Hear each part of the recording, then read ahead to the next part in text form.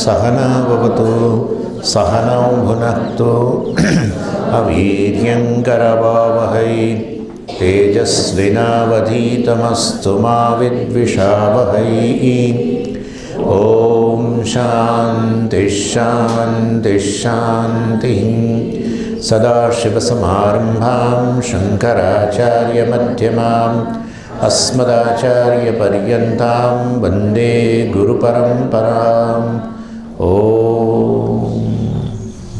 4, 5, 6 न पुण्यं न पापं न सौख्यं न दुःखं न मन्त्रो न तीर्थं न वेदा न यज्ञः अहं भोजनं नैव भोज्यं न भोक्ता चिदानन्दरूप शिवोऽहं शिवोऽहं चिदानन्दरूप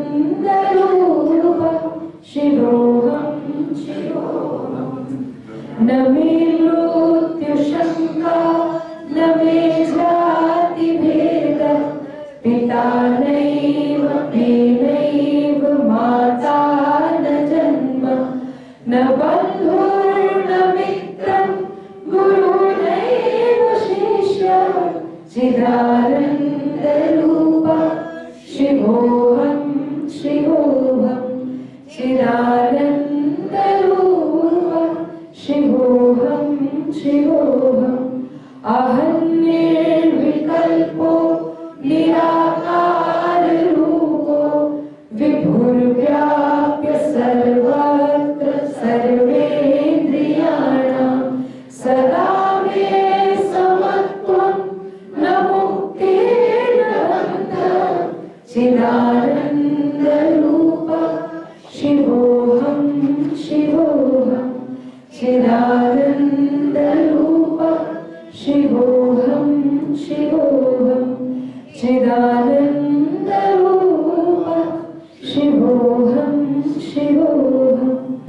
अहम निर्विकल्पः अर्थात विकल्पो अर्थात अनेक मननी वृत्तिओ રહેતી હોવા છતાં હું નિર્વિકલ્પ છું। નિર્વિકલ્પ સમાધિ એટલે વૃત્તિનો અભાવ। વેદાંતમાં રહેલી નિર્વિકલ્પ વસ્તુ એટલે શું? આત્મા નિર્વિકલ્પ છે જ્યારે બધા વિકલ્પો વૃત્તિઓ મનમાં હોય તો પણ કેટલો બધો ડિફરન્સ। યોગની અંદર કયો વૃત્તિઓ અહમિદમ વૃત્તિઓ જે છે એ હોય તો સમાધિ નહીં, સવિકલ્પે નહીં ને નિર્વિકલ્પે નહીં। જ્યારે વેદાંતમાં કહે છે કે હું તો નિર્વિકલ્પ જ છું, વિકલ્પો હાજર હોય ત્યારે in spite of thinking in spite of thinking I am નિર્વિકલ્પ। વિયોગવાળા કહે છે કે થિંકિંગ ચાલુ હોય, જ્ઞાતા જ્ઞેય વગેરે ભેદ વૃત્તિઓ હોય તો સમાધિ નહીં। જ્ઞાતા જ્ઞેય વૃત્તિઓ સર્વ શાંત થઈ ગઈ, ઓરડો ખાલી થઈ જવો જોઈએ। ખાલી ઓરડાઓ જે છે પ્રકાશિત ઓરડો, પ્રકાશિત જાગ્રત અવસ્થા એટલે અર્થાત મન જાગ્રત છે, સૂઈ નથી ગયું। સૂઈ ગયું હોય તો પછી એ નિર્વિકલ્પની અંદર જુદી વસ્તુ છે આખી। એ તો આપોઆપ જ વૃત્તિઓનો લય થઈ ગયો, વિષયનો જ્ઞાતા જ્ઞેયનો લય થઈ ગયો, ત્રિપુટીનો લય પણ કહી શકો। હા, અને અંધકાર આવી ગયો। અંધકાર આવ્યો એટલે કારણ શરીરની પ્રધાનતા આવી, અજ્ઞાન। એટલા માટે તમે જુઓ તો સવિકલ્પક સમાધિની અંદર જે છે આનંદ જે છે એ આનંદના અનુભવમાં આ જ્ઞાતા જ્ઞેય બંને જાણે એક બની ગયેલા દેખાય છે। સુષુપ્તિની અંદર આનંદનો અનુભવ છે, હા, નિર્વિકલ્પ અવસ્થાન કારણે આનંદનો અનુભવ છે પણ પાછું અજ્ઞાન છે, એટલે મેં અંધકારવાળો ઓરડો કહ્યો। તમે ખ્યાલ આવે છે હું શું કહી રહ્યો છું? હા, એટલે તમે જ્યારે આનંદનો અનુભવ કરતા હો સુષુપ્તિમાં તો એ વખતે તમને એવું નથી હોતું કે હું આનંદ સ્વરૂપ છું, કે હું પૂર્ણ છું, કે હું આનંદનો અનુભવ કરી રહ્યો છું।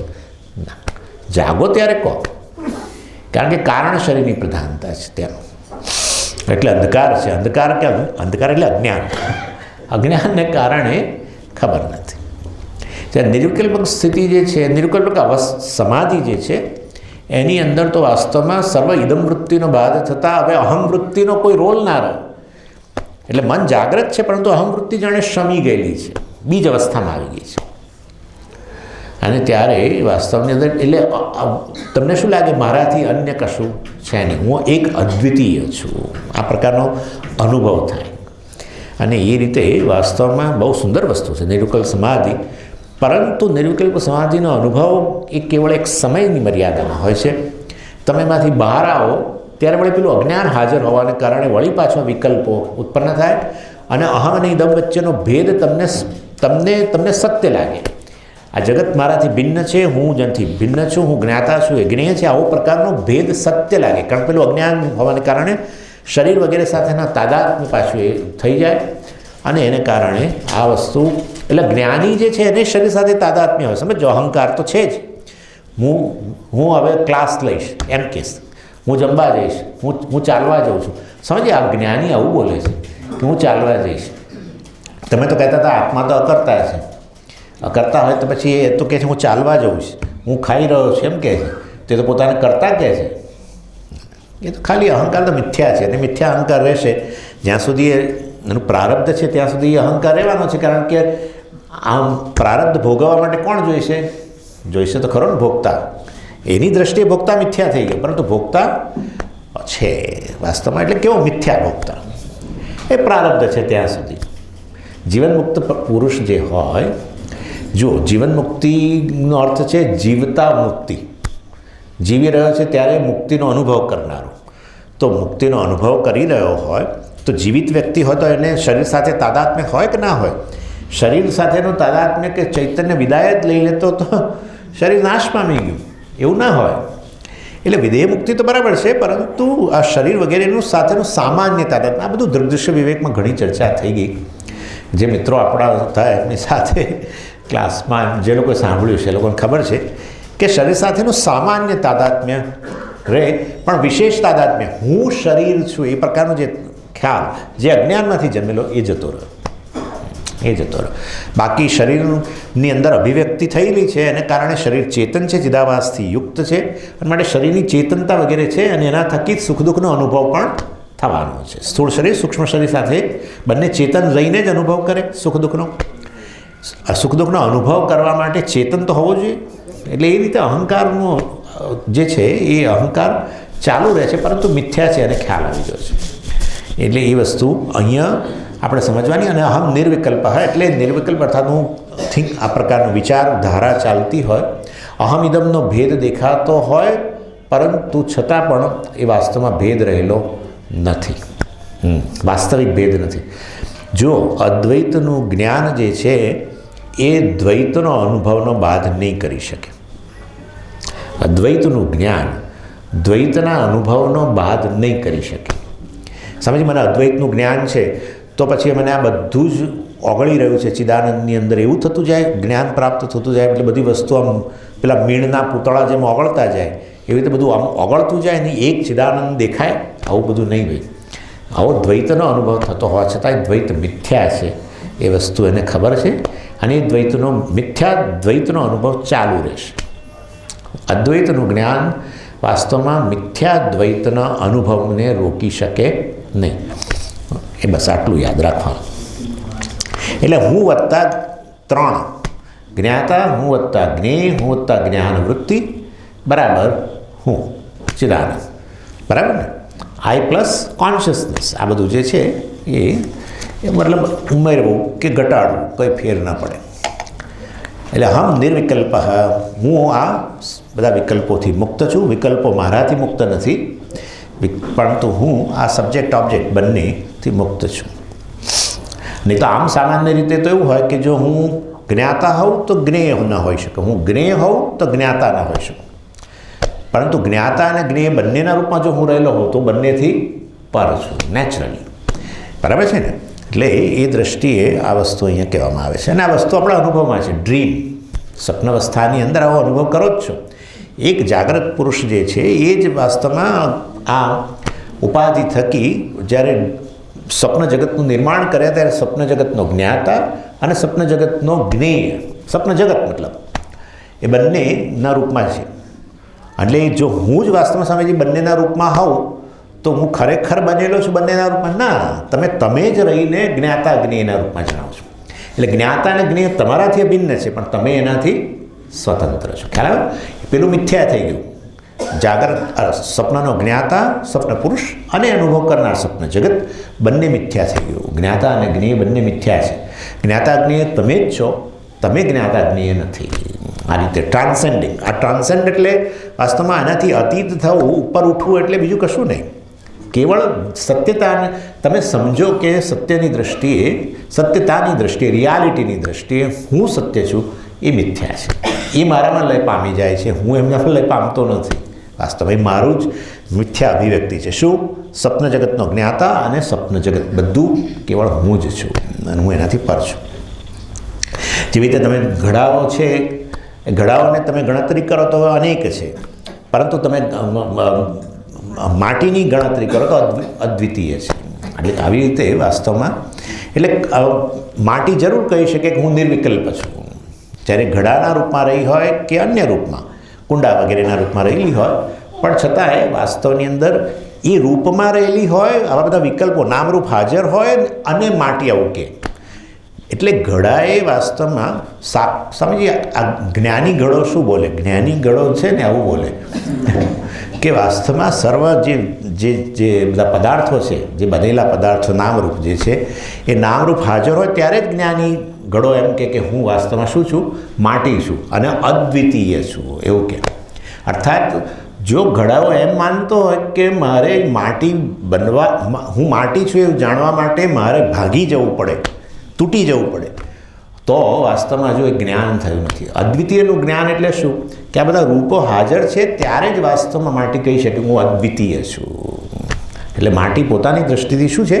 અદ્વિતીય છે. આવું ને આવું તમે પેલું જળમાં પણ આ જ પ્રકારનું ઉદાહરણ લઈ શકો. એટલે જળમાં પણ તરંગ વગેરે બિલકુલ અદૃશ્ય થઈ જવાની જરૂર નથી. તરંગ જેને આત્મજ્ઞાન થયું છે એવું તરંગ શું કે વાસ્તવમાં તરંગ રૂપે રહીને જ, તરંગની અંદર પાછા અનેક પ્રકાર હોય છે ને, સર્ફ ને બ્રેકર ને બધું બહુ કહે છે આ લોકો. એટલે અનેક પ્રકારના તરંગો હાજર હોય ત્યારે જેને આત્મજ્ઞાન થયેલું છે એવું તરંગ શું બોલે છે?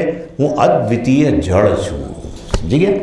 એના માટે તરંગે પોતાની જાતનો નાશ કરવો પડે, નામરૂપનો બાદ કરી દેવાની જરૂર નથી, કારણ કે ખરેખર નામરૂપ તો કેવળ એક દેખાવ જ છે. હા, એ રીતે. એટલે અહીંયા એ રીતે નિર્વિકલ્પ ગણવાનું. અને પછી કહે છે નિરાકાર રૂપ. નિરાકાર રૂપ, રૂપ એટલે અહીંયા સ્વરૂપ. હું તો નિરાકાર સ્વરૂપ છું. અર્થાત આકાર વગેરે જે છે એ બધા મારે પોતાનું કોઈ આકાર નથી. હું સર્વ આકારો ધારણ કરનાર, હું પોતે કેવો છું? નિરાકાર છું. નેચરલી તો જ આકાર ધારણ કરી શકું. અને એટલા માટે ચૈતન્ય જે છે અનેક પ્રકારના રૂપ ધારણ કરે છે. અને એમાં વૃત્તિઓ પણ આવી જાય. પ્રત્યેક તમે જુઓ, આ જે છે ને, દાખલા તરીકે આના આકારની વૃત્તિ તમારા મનમાં ઉત્પન્ન થઈ, આ ક્લિપના આકારની વૃત્તિ ઉત્પન્ન થાય તો તમે આ ક્લિપ છે કહી શકો. એટલે એમાં શું થતું હોય છે? ક્લિપને જ્યારે તમે જુઓ ને ત્યારે આપણું મન ક્લિપ આકાર ધારણ કરે. પરંતુ ક્લિપ આકાર ધારણ કરે તેથી ક્લિપનું જ્ઞાન ન બને. ક્લિપ આકારની વૃત્તિ બરાબર ક્લિપાકાર અથવા ક્લિપ જ્ઞાન ના. શું જોઈએ? ના, વૃત્તિ તો અંતઃકરણનું પરિણામ છે. બરાબર? આ જે છે એક, અને તમે જુઓ ને ત્યારે શું થયું ખબર છે? તમારું મન ક્લિપના આકારનું બન્યું. પણ એ તો મન બન્યું ને, અને મન બન્યું તેથી ક્લિપના આકારનું ધારણ, ક્લિપ આકાર એને ધારણ કર્યો તેથી ક્લિપનું જ્ઞાન ના થાય. જ્ઞાન માટે શું જોઈએ? હા, સચ્ચિત જોઈએ. કેમ? સચ્ચિત ક્યાંથી જોઈએ? જો સચ્ચિતની જરૂર ના હોય, ચૈતન્યની જરૂર ના હોય, તેનો અર્થ એવો થયો કે અંતઃકરણ પોતે જ સ્વયં પ્રકાશ છે. એટલે અંતઃકરણ સ્વયં પ્રકાશ હોવાને કારણે અંતઃકરણની જે પણ વૃત્તિ ઉત્પન્ન થાય એ પોતાની જાતે પ્રકાશ છે. એવું તો છે જ નહીં. પણ અંતઃકરણ કેમ આવું સ્વયં પ્રકાશ ન હોય? અંતઃકરણ જળ છે એવું તમને કેવી રીતે ખબર પડી? અંતઃકરણ જે છે સૂક્ષ્મ મહાભૂતોમાંથી બનેલું છે. સૂક્ષ્મ મહાભૂતોમાંથી બનેલું હોવાને કારણે અંતઃકરણ જળ છે. જળ એને કહેવાય જે અન્યથી પ્રકાશિત થાય. એ આપણી વ્યાખ્યા છે. બરાબર ને? જળ કોને કહેવાય? જે અન્યથી પ્રકાશિત થાય. જે પ્રકાશિત કરે એ કોણ છે? ચેતન છે. અને એ દ્રષ્ટિએ વાસ્તવમાં ક્લિપ વૃત્તિ બરાબર ક્લિપ જ્ઞાન એમાં વચ્ચે ઉમેરવું પડે. શું ઉમેરવું પડે? ચૈતન્ય. એટલે તમને મનની અંદર જે અનેક જ્ઞાન થાય છે, ક્લિપ જ્ઞાન, ફરાણાનું જ્ઞાન, તેનો અર્થ એવો થયો કે દરેકે દરેકના આકારની વૃત્તિ જો હવે ક્લિપના આકારની વૃત્તિ ઉત્પન્ન થઈ, ચૈતન્યથી અભિન્ન છે. અંતઃકરણ માટે અંતઃકરણની વૃત્તિ પણ ચૈતન્યથી અભિન્ન છે અને એના કારણે ક્લિપ વૃત્તિ વત્તા ચૈતન્ય બરાબર ક્લિપ જ્ઞાન. આ રીતે બધું અંતઃકરણ જ્ઞાન પ્રાપ્ત કરે છે.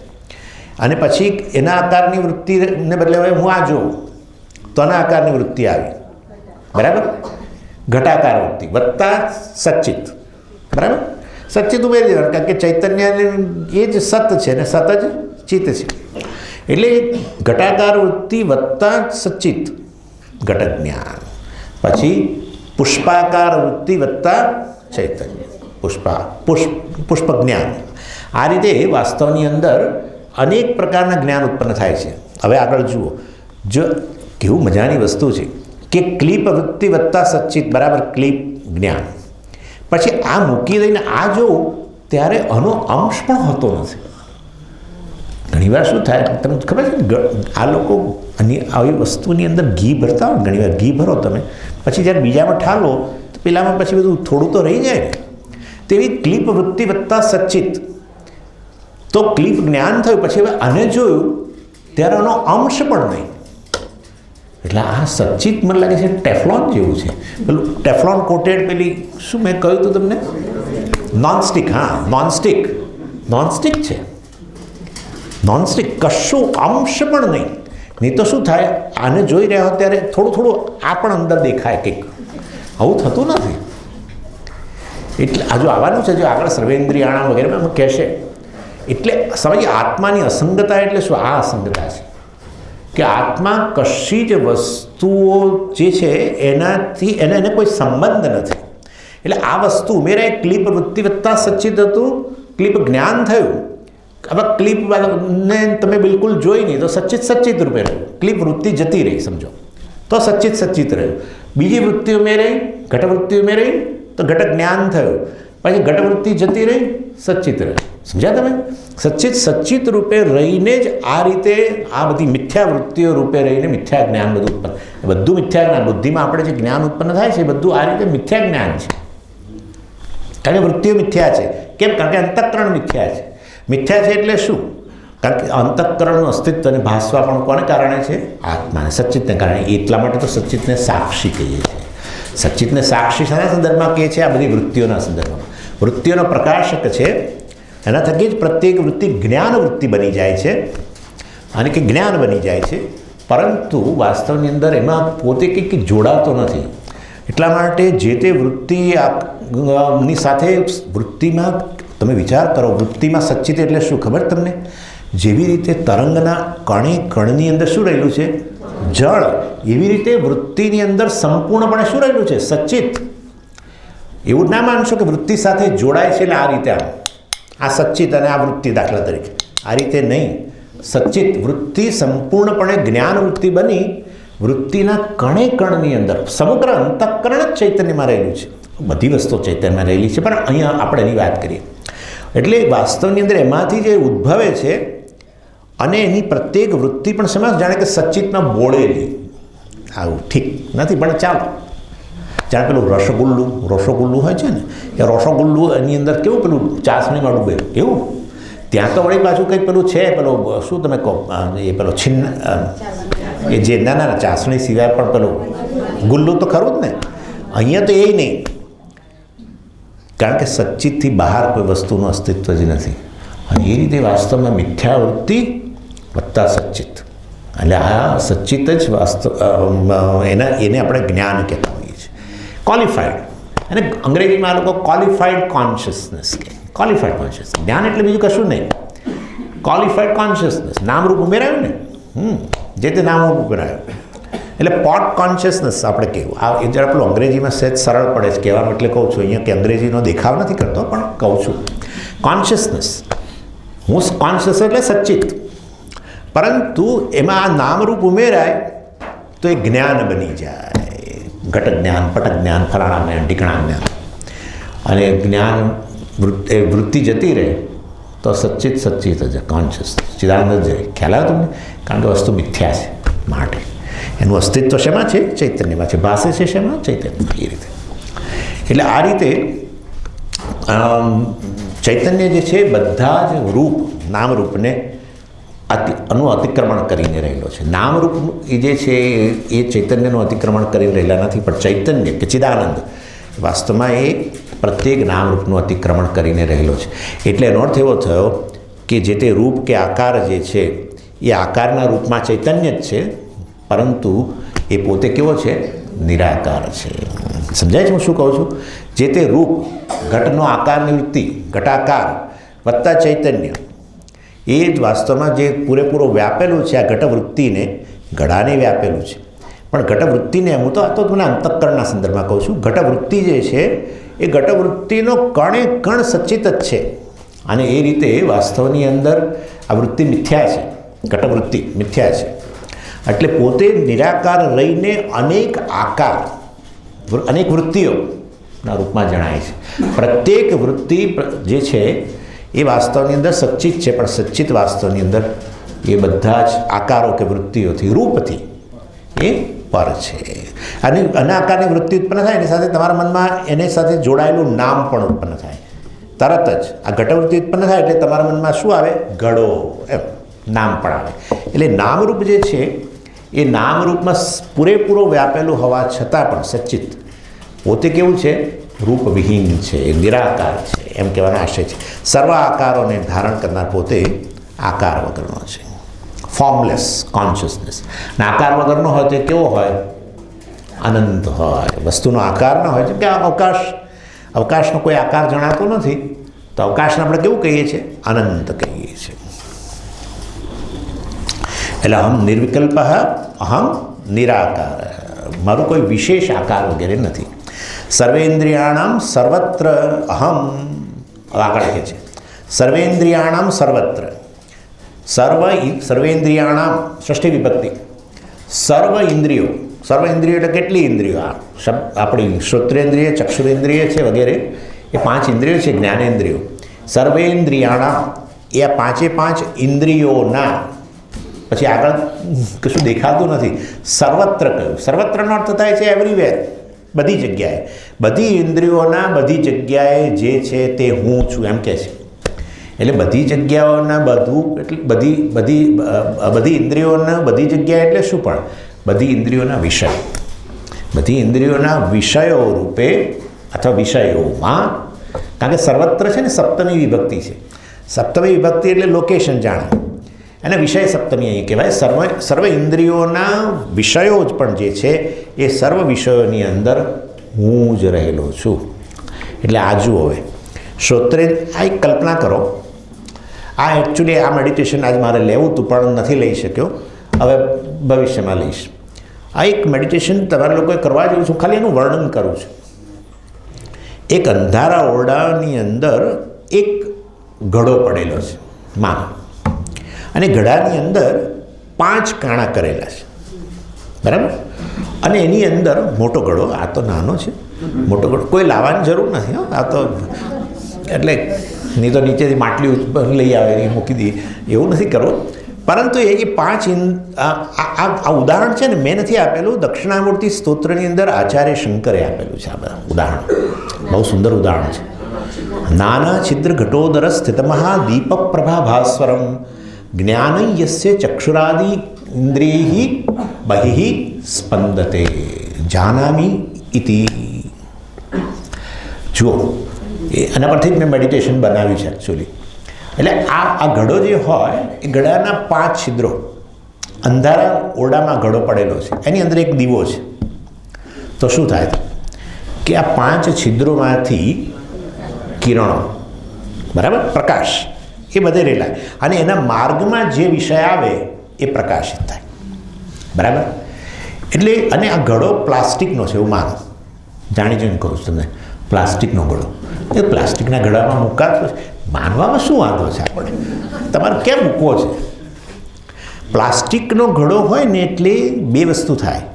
પ્લાસ્ટિકનો ઘડો પોતે પ્રકાશિત થાય, હા, એ દીવાને કારણે. અને એટલું જ નહીં, એમાં રહેલા છિદ્રો દ્વારા એ બહાર આવીને એના માર્ગમાં આવતા વિષયો પણ પ્રકાશિત થાય. એટલે જે ઘડો પ્રકાશિત થયો એ વાસ્તવમાં સામાન્ય પ્રકાશ કહેવાય.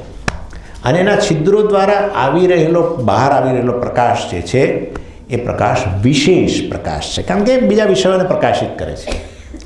આવું જ કંઈક અહીંયા છે, આવું જ છે અહીંયા. એટલે એક છે પ્રકાશ એક જ, પ્રકાશનો સોર્સ એક જ છે, પણ એ જ પ્રકાશના સોર્સથી આખો ઘડો પ્રકાશિત થાય છે અને એ જ પ્રકાશના સોર્સથી એ 5 છિદ્રોના રૂપમાં 5 કિરણોના સમૂહના રૂપમાં વહેંચાઈ જાય છે. એ જ પ્રકાશ, એક પ્રકાશ, અને એના માર્ગમાં આવતા વિષયો પ્રકાશિત થાય છે. અહીંયા પણ એવું જ છે. આ છે ઘડો, આ છે એક ઘડો, એમાં છે 5 છિદ્રો, 5 જ્ઞાનેન્દ્રિયો છિદ્રો છે. આની અંદર એક પ્રકાશ પુંજ છે. કયો? આત્મા. તમે બોલ્યા સ્વામીજી કે અંદર રહેલો છે. જોયું? તમે સવારે કહેતા હતા કે અંદર રહેલો નથી, એ તો સર્વવ્યાપી છે. હવે કહો છો અંદર રહેલો. અંદર અભિવ્યક્ત થયો, અંદર અભિવ્યક્ત થયો અંતઃકરણમાં. જેવી રીતે સૂર્ય સમગ્ર જગ્યાએ, સૂર્યનો પ્રકાશ આખા દુનિયામાં રહેલો છે, પરંતુ એ સૂર્ય એક જગ્યાએ અભિવ્યક્ત થયો, દર્પણ. બરાબર ને? સૂર્યપ્રકાશ સર્વવ્યાપી છે, પરંતુ સૂર્ય રૂપે અમુક જ જગ્યાએ અભિવ્યક્ત થાય છે. જેમ કે જળ, એક બકેટ ભરી હોય તમે તો એની અંદર, કે દર્પણ, એવું.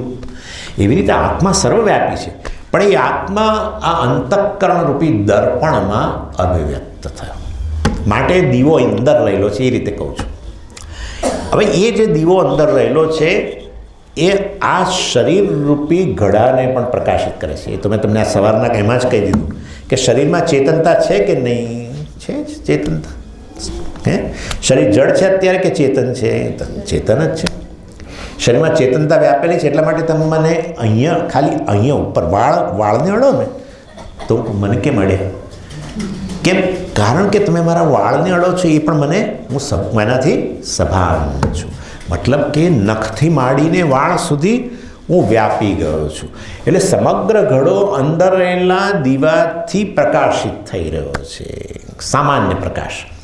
અને પછી 5 છિદ્રો દ્વારા બહાર નીકળીને એના માર્ગમાં આવતા વિષયોને પ્રકાશિત કરું છું. કેટલા વિષયો? આંખ દ્વારા આ ચૈતન્ય બહાર આવીને શેને પ્રકાશિત કરે? રંગરૂપને પ્રકાશિત કરે. પછી કાન દ્વારા બહાર આવીને ધ્વનિને પ્રકાશિત કરે. એટલે ધ્વનિ અનેક ધ્વનિ. મેં સવારે એ જ તો કહેતો હતો તમને. આનો અવાજ અત્યારે પેલા અંદર ઉપર ચાલી રહ્યા છે, કે સ્વામીનો અવાજ, કે સિવાય કોઈકને ખો બધું જે પણ, કે નીચેથી બૂમાબૂમ થતી હોય, લિફ્ટનો અવાજ. આપણું મેડિટેશન ચાલતું ત્યારે કેટલાક લોકો ઉપર નીચે કરતા હોય, આવું બને. કેટલાક લોકો ચાના ટેબલ પર જવા માટે વખતે જ જતા હોય. પોસિબલ છે કે બધાએ આવવું એવું જરૂરી થોડું જ મેડિટેશનમાં.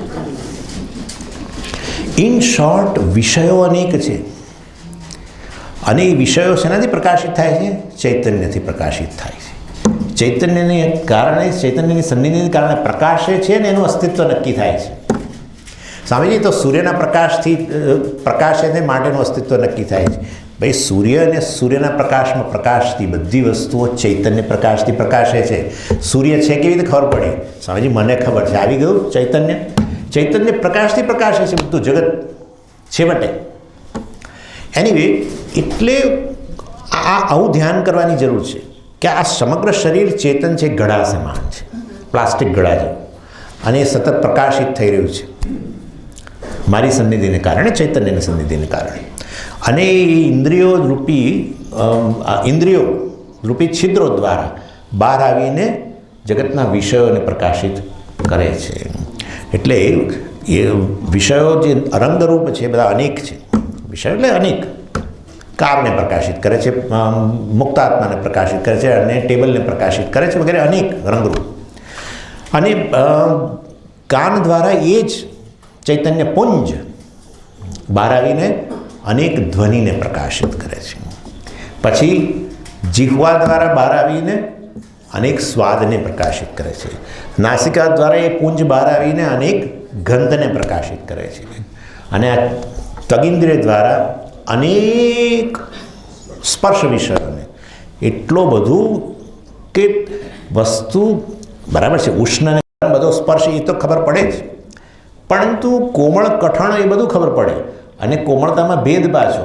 હા, માણસની આંખ બંધ હોય ને એના હાથમાં તમે મૂકો ને કશું, દાખલા તરીકે ફૂલ મૂકો, ફૂલ એ કોમળ છે, બરાબર, તો એને ખબર પડી જાય કે આ ફૂલ છે. પ્લાસ્ટિકનું ફૂલ મૂકો એ ખબર પડે, પણ એને બદલે સિલ્ક મૂકો તો એ ખબર પડે. સિલ્ક એ કોમળ છે, સોફ્ટ, અને પુષ્પ એ કોમળ છે, પણ એને ખબર પડી જાય કે આ જુદી કોમળતા છે. વિચારો તમે. એટલે કહેવાનો આશય છે, જે ચૈતન્ય પ્રકાશથી પ્રકાશે છે આ બહારના વિષયો, ઇન્દ્રિયો થકી ઇન્દ્રિય પ્રકાશિત થાય છે એમાં, અને ઇન્દ્રિયો દ્વારા બહારના વિષયો પણ જે પ્રકાશિત થાય છે, વિષયો અનેક છે. માટે કહે છે સર્વેન્દ્રિયાણામ વિષયેષુ, બહુવચન છે, સર્વેન્દ્રિયાણામ વિષયેષુ અહમસ્મી. આ રીતે આ ચૈતન્ય પ્રકાશથી શરીર, છિદ્રો અને છિદ્રોના વિષયો બધું એક પ્રકાશમાં પ્રકાશે છે. સમગ્ર જગત બધું આવી ગયું, શબ્દ, સ્પર્શ, રૂપ, રસ અને ગંધ બધું આવી ગયું. પણ સ્વામીજી કેટલુંક જગત એવું છે જે બહાર પ્રકાશનું નથી, અંદર પ્રકાશે છે. બરાબર છે. કેટલી વસ્તુઓને તમે ઇનડાયરેક્ટલી જાણો છો. સુખ, દુઃખ, ભૂખ, તરસ બહાર ઇન્દ્રિયોથી નથી પ્રકાશતા. આંખથી મેં ભૂખને જોઉં છું આવું હોય કોઈ દિવસ? કાનથી મેં ભૂખને સાંભળી એટલે મને ભૂખ લાગી છે, આવું ના.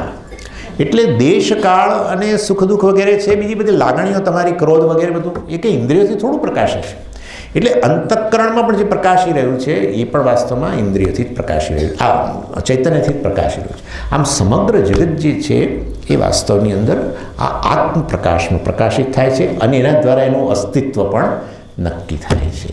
એટલે જે સચ્ચિતને કારણે જ બધી જ વસ્તુઓ અસ્તિ અને ભાતિ. આ રીતે એટલે એ રીતે શું થઈ ગયું?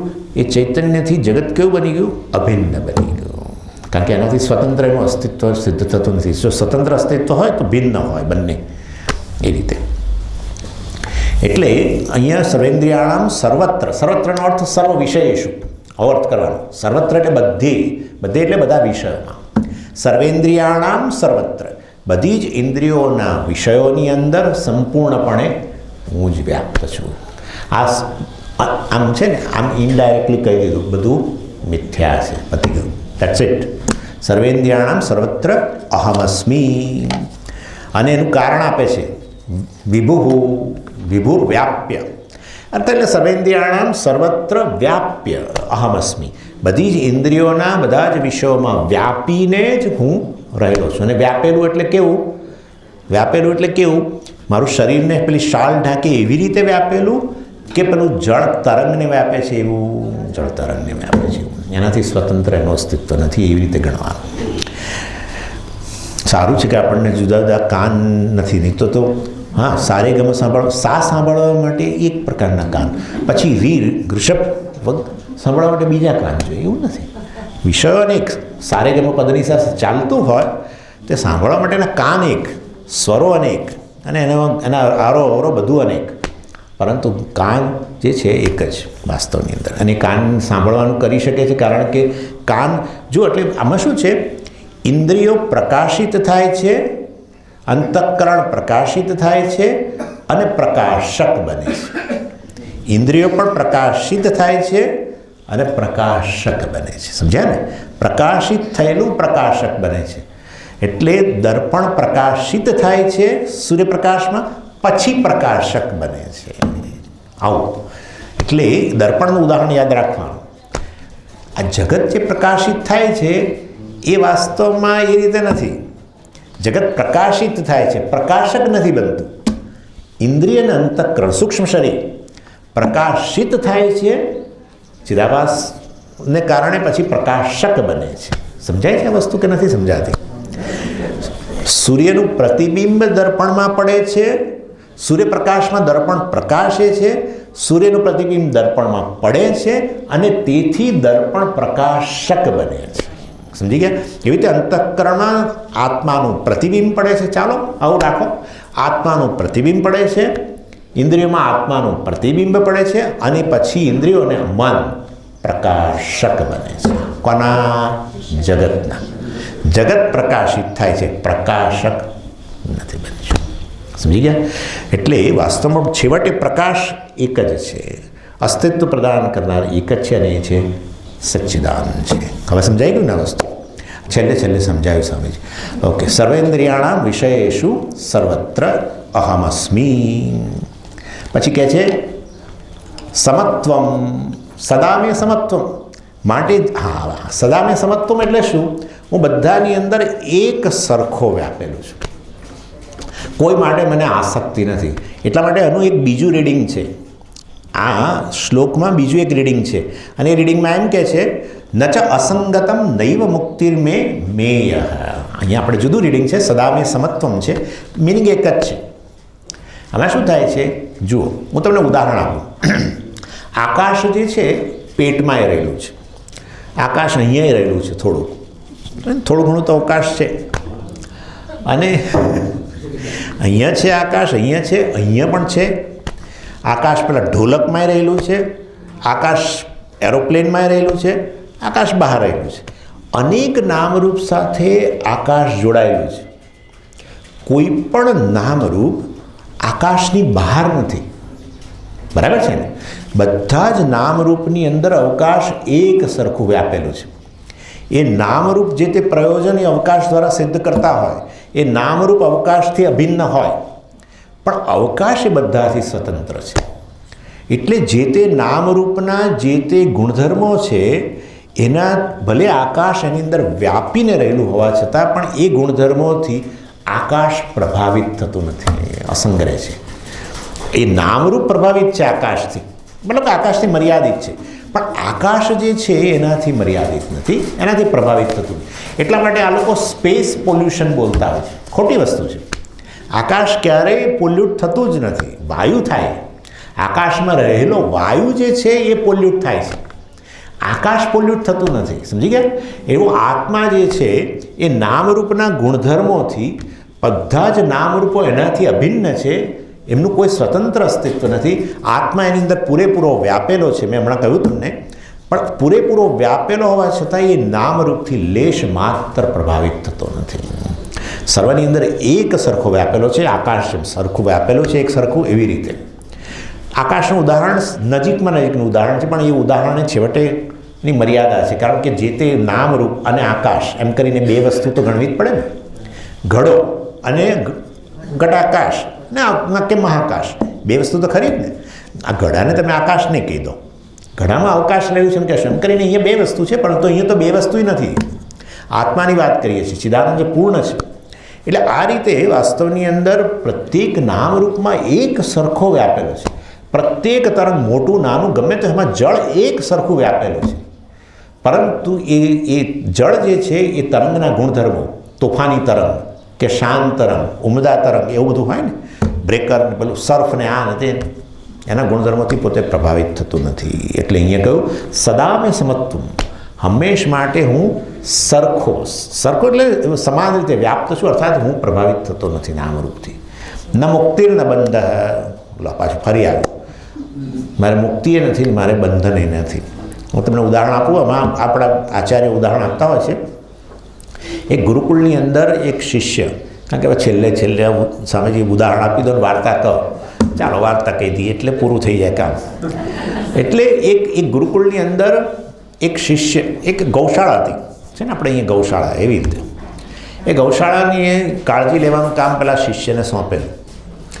અને શિષ્ય રોજ જે સવારે એને લઈ જાય, નવડાવે, આ તે બધું ગાયો રાખવાનું કામ કંઈ જરાય સહેલું નથી. મને સ્વામીજીએ જ કહ્યું કે સ્વામીજી આટલી જે છે ને એનાથી વધારે હતી મારે, પણ અમે ના સાચવી શકીએ એટલે આપી દીધી બધી. હવે આટલી છે. ગાયો, ઘણા લોકોને થાય કે અમારે ગાયો રાખીએ તો બહુ સારું, તાજું દૂધ મળે ને આ તે. આ એ ગાયોને સંભાળવી એ બાળકને સંભાળવા કરતાં બધા વિશેષ છે, બધું બહુ અઘરું છે બધું. એટલે એ શિષ્ય લઈ જતો હતો એને ઘાસ ચરાવવા, અને પછી એને નવડાવે ને આ તે બધું. પછી આવે સાંજે અને પછી બાંધી દે, બધાના ખીલા રાખેલા બાંધે. અને એ પછી એક દિવસ આવે ત્યારે એને દોરડું દેખાયું નહીં બાંધવાનું. એટલે ગુરુ પાસે ગયો કે હવે શું કરવું. એટલે ગુરુએ કહ્યું કે બાંધ. પણ કે કહું છું કે દોરડું નથી, હું તને કહું છું બાંધ. એટલે શિષ્યને એમ થયું કે ગુરુજીના કોઈક યોગ બળના પ્રભાવથી આ ગાયો બંધાઈ જશે આપો. એટલે કે છે કે કહ્યું કે તું છે ને બાંધવાની ચેષ્ટા કરતો હોય એવું કર, આમ દોરડું નાખી આમ આમ કરી એવું કર તો બંધાઈ જશે. અને એવું એણે કર્યું. તો ખરેખર જ્યારે એણે બધી ગાયોને ઊભી રાખી ખીલા પાસે અને પછી એણે આમ જાણે કે દોરડું નાખીને બાંધવાની ચેષ્ટા કરી તો બંધાઈ ગઈ. એને થયું કે આ ગુરુ છે ને ઠેકાણા વગરના લાગે છે, કારણ કે આ રાતે નીકળી જશે, એમને તો બોલવાનું છે, મારે તો કાલ સવારે આ જંગલમાં શોધવા જવું પડશે પાછું. અને પછી એ બીજે દિવસે સવારે ડરતા ડરતા ગયો, ભગવાનનું નામ લેતા, હનુમાન ચાલીસા કરતાં કરતાં ગયો કે કોઈ સંકટ ના આવે તો સારું. બધી ગાયો બેઠેલી હતી ત્યાં ચાવતી ચાવતી. અને પછી ગુરુ પાસે ફરી ગયો કે આ મહારાજ આ ગાયો તો બધી બેઠેલી છે, તો હવે એને છોડવી કેવી રીતે? તો કે બાંધી છે જ ક્યાં ત્યાં તારે છોડવાની હોય? તે બાંધી જ નથી ને, બાંધી હોત તો છોડવાનો વારો આવે. તો કે હા વાત સાચી છે. એટલે પાછો શિષ્ય મહારાજ એવો છે એટલે બહુ ઝાઝી એટલે ગયો ને એણે પેલી પૂંછડું આંબળ્યું ને એટલે ગાયો ઊભી થઈ ગઈ. ઊભી થઈ પણ એને વધારે પૂંછડું આંબળ્યું પણ તો ખસે નહીં જરા. એટલે પાછો ગુરુ પાસે ગયો કે વાસ્તવમાં કંઈ બાંધી નથી તો સ્વામીજી નહીં ગુરુજી કે અમારો વારો આવે પાછો. આ ગુરુજી જુદા. એટલે કહ્યું કે તું એને છોડવા તું જાણે છોડતો હોવ એવું કર. હા, તે બાંધી નથી બરાબર છે અને મારે છોડવાની જરૂર નથી, પણ તું છોડતો હોય એવું કર. અને એવું એણે કર્યું, આમ છોડતો હોય એવું કર્યું. ઊભેલી ગાયો તરત જ ગમાણની બહાર, ગૌશાળાની બહાર નીકળી ગઈ. આનો તાત્પર્ય શું? આપણી સ્થિતિ છે, આપણે એક ગાય, જીવડો એક ગાય.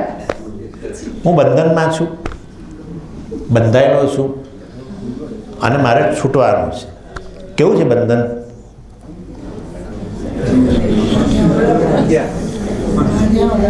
મિથ્યા નહીં, મને કોઈ બીજો શબ્દ જોઈએ છે. જાણે કે બંધનમાં, ગઈકાલ વાત થઈ હતી ને આપણે, જાણે કે બંધનમાં. અને જાણે કે બંધનમાં હોય તો પછી છૂટવાનું કેવું હોય? જાણે કે છૂટવાનું એવું છે. એટલે જાણે કે બંધનમાં હોવ તો જાણે કે છૂટવાનું. એ જાણે કે બંધન એટલે શું?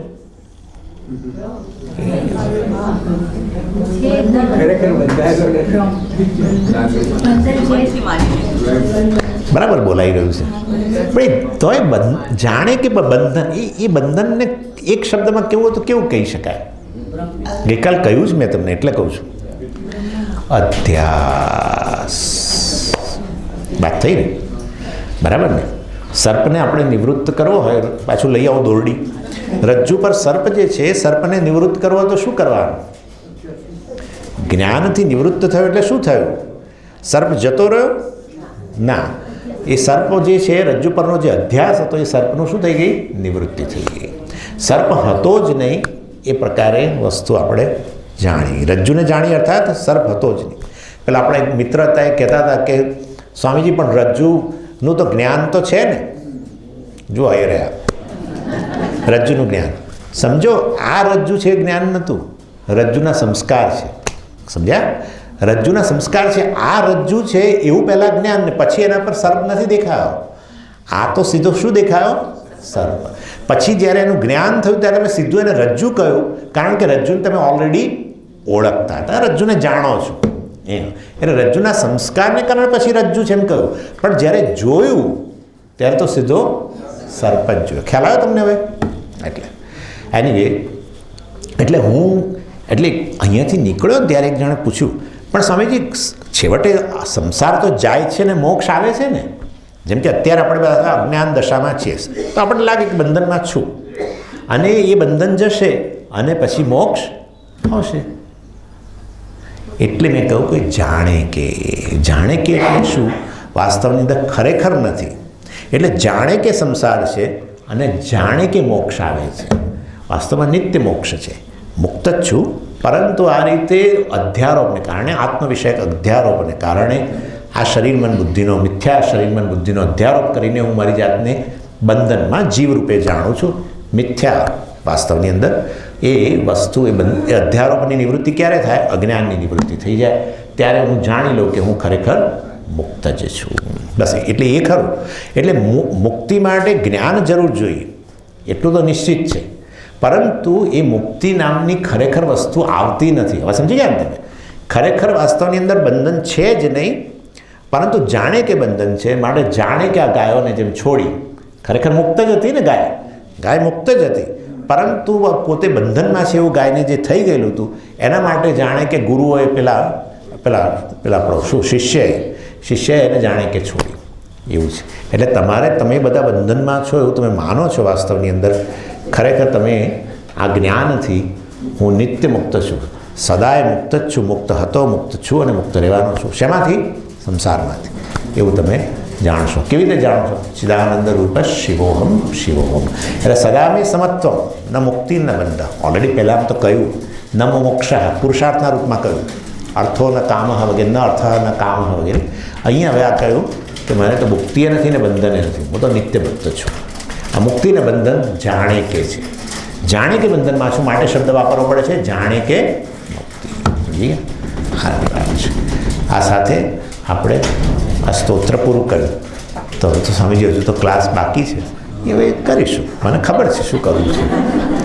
ઓમ પૂર્ણમદ પૂર્ણમિદં પૂર્ણાત પૂર્ણમુદચ્યતે પૂર્ણસ્ય પૂર્ણમાદાય પૂર્ણમેવાવશિષ્યતે. ઓમ શાંતિ શાંતિ શાંતિ. હરિ ઓમ શ્રી ગુરુભ્યો નમઃ. હરિ ઓમ.